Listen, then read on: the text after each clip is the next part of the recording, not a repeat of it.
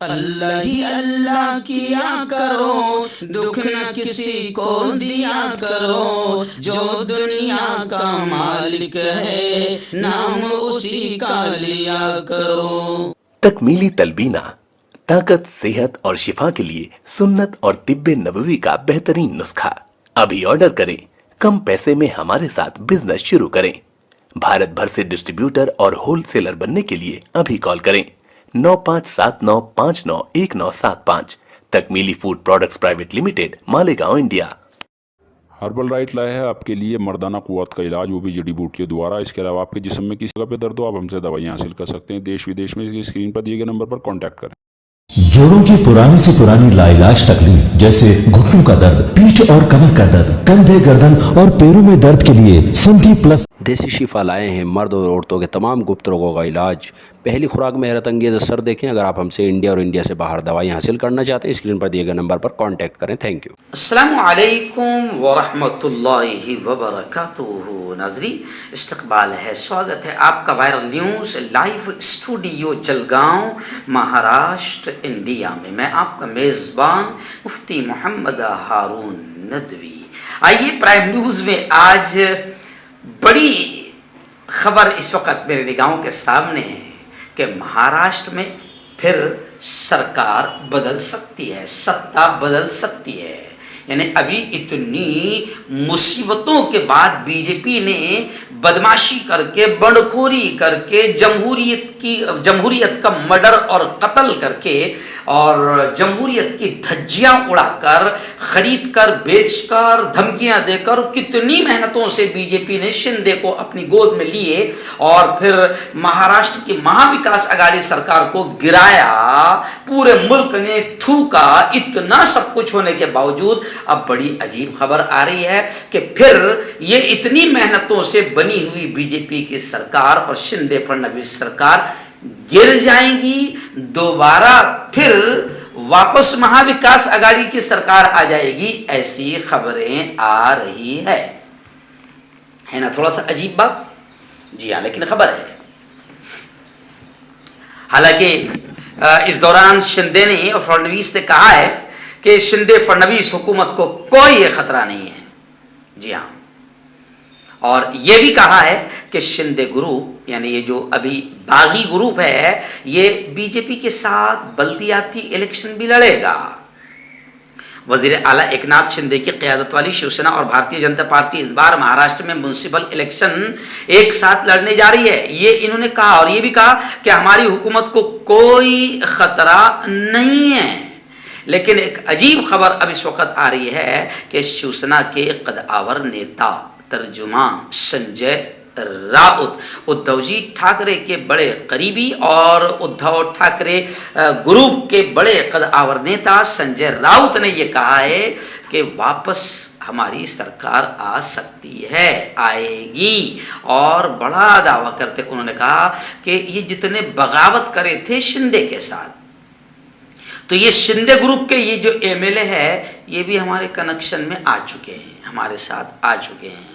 महाराष्ट्र में इक़्तिदार की तब्दीली का दावा संजय राउत ने किया है। अब जैसे ही संजय राउत ने यह दावा किया और चर्चा आम हो गई, तो वजीर आला शिंदे ने सख्त कमेंट करते हुए कहा है कि बहुत से एमएलए ज़हनी तौर पर मौजूदा हुकूमत के साथ नहीं हैं, शिंदे ग्रुप पे चले गए। संजय राउत ने दावा किया है कि 16 एमएलए को नाअहल करार दिया जाएगा और बहुत से एमएलए ज़हनी तौर पर मौजूदा हुकूमत यानी शिंदे ग्रुप के साथ नहीं है। तब जनाब अब इस पर वजीर आला शिंदे जो है सख्त बरहम हो गए और वजीर आला एकनाथ शिंदे ने शिवसेना के रुकने पार्लियामेंट संजय राउत के इस बयान पर सख्त कमेंट करते हुए, सख्त जवाब देते हुए ये कहा कि संजय राउत दोबारा इक़्तिदार में आने का ख्वाब देख रहे हैं, उन्हें अपने ख्वाब ही में रहने दे। यानी बेचारे वो सपना देख रहे हैं, ख्वाब देख रहे हैं, उन्हें ख्वाब में रहने दे। संजय राउत ने कहा कि बहुत से एमएलए जो शिंदे ग्रुप में शामिल हुए हैं वो हमारे राब्ते में हैं और जल्द ही महाराष्ट्र में इक़्तिदार की एक और तब्दीली हो जाएगी। चलिए, अब ये खबर है। अब आप जानते हैं कि 2.5 साल लगे हैं बीजेपी को जमहूरियत का कत्ल और मर्डर करने के लिए। 2.5 साल लगे।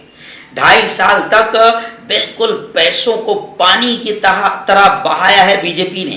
पहले तो बीजेपी एकदम सती सावित्री बनते हुए, एकदम पाक पवित्र बनते हुए कह रही थी कि हमारा इसमें कोई रोल नहीं है, लेकिन बाद में सारे पत्ते खुल गए, सारे राज खुल गए, और जब बीजेपी की नीच हरकत सामने आई कि बड़े नीच तरीके से, यानी जमहूरी हुकूमत को गिराने का काम, ये नीच हरकत है, लोगों का कहना है और अपोजिशन पार्टियों का कहना है कि ये घटिया और नीच हरकत है कि जमहूरी तरीके से जीती हुई हुकूमत को आप गिराने का काम कर रहे हैं, तो फिर अब लोगों को भी धोखा दे रहे हैं। जैसे यहां महाराष्ट्र की 13 करोड़ जनता को धोखा हुआ है कि उस 13 करोड़ जनता ने महाविकास आघाड़ी को हुकूमत बनाने का मौका दिया, और फिर इनमें के कुछ लोग को डराकर, किसी को ईडी का डर, तो किसी को धमकाकर, तो किसी को ओहदे का लालच देकर, जी हाँ मुख्यमंत्री बना दिया जाएगा, तो किसी को करोड़ों रुपए में खरीद कर, तो ये सारे घटिया तरीके इख्तियार करके बीजेपी ने जो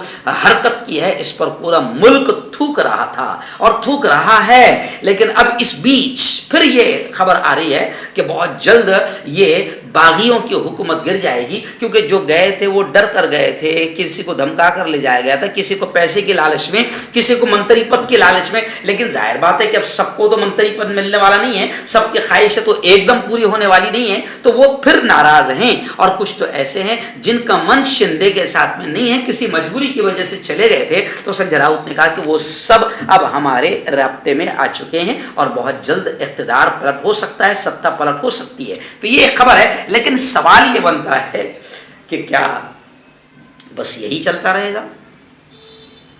और यही चलता रहेगा तो फिर काम कब होगा? खरीदी बिक्री में कितना टाइम लग जाएगा, और इसी में 5 साल खत्म हो जाएंगे, तो महाराष्ट्र की जनता करेगी क्या, और महाराष्ट्र का विकास होगा कैसे? तो इसलिए लोग ये कह रहे हैं कि भैया ऐसा ही करना है, और बीजेपी ऐसी ही नीच हरकत करती है कि जीती हुई हुकूमत को खरीद कर फिर गिरा देती है, तो फिर इलेक्शन कमीशन से कहा जाए और पार्लियामेंट में मंजूर हो जाए कि इलेक्शन ही खत्म कर दो ना भाई। करोड़ों अरबों रुपये इलेक्शन में पानी की तरह बहाना, लोगों का नुकसान करना, स्टेट का नुकसान करना, मुल्क का नुकसान करना, और इतना खतरनाक तरीके से पूरा मैनेज करना, ये सारी चीजें, ये इतना झंझट ही खत्म कर दो, इलेक्शन ही खत्म कर दो। शायद बीजेपी यही चाह रही है, क्योंकि बीजेपी तो अभी अपोजिशन मुक्त भारत भी चाह रही है कि अपोजिशन ही ना कोई रहे, यानी इनको इनकी घटिया हरकतों और घटिया नीतियों पर बोलने वाला ही कोई ना रहे। जनता परेशान है, मरी जा रही है, बेरोजगारी से लोग आत्महत्या कर रहे हैं, किसान आत्महत्या कर रहे हैं, पढ़े लिखे नौजवान आत्महत्या कर रहे हैं। बेरोजगारी के मुद्दे पर अपोजिशन पार्लियामेंट में, राज्यसभा में बहस करवाने की मांग कर रही है, मगर पार्लियामेंट में असल मुद्दे पर बहस होने ही नहीं दी जा रही है। और जहां तक के सवाल है दलाल चैनलों का, तो इन दलालों ने तो इतना नुकसान पहुंचाया कि असल मुद्दों पर ये भोगने को तैयार ही नहीं है। इनको सिर्फ हिंदू मुस्लिम, मंदिर मस्जिद इसी में लगे हुए हैं, और एक दलाल तो लगा हुआ है मुसलमानों को भी आपस में लड़वाने में कि यानी कैसे अशांति फैले, अमन खत्म हो। अगर ऐसा ही रहा तो मुल्क तबाह हो जाएगा। इसलिए जनता इस वक्त अपने आप को ठगा हुआ महसूस कर रही है, और अब जनता ही को सही अंदाज में जमहूरी तरीके से कदम उठाना पड़ेगा, और ये घटिया किस्म की, नीच किस्म की राजनीति को ख़त्म करना ये अब जनता ही के हाथों में है।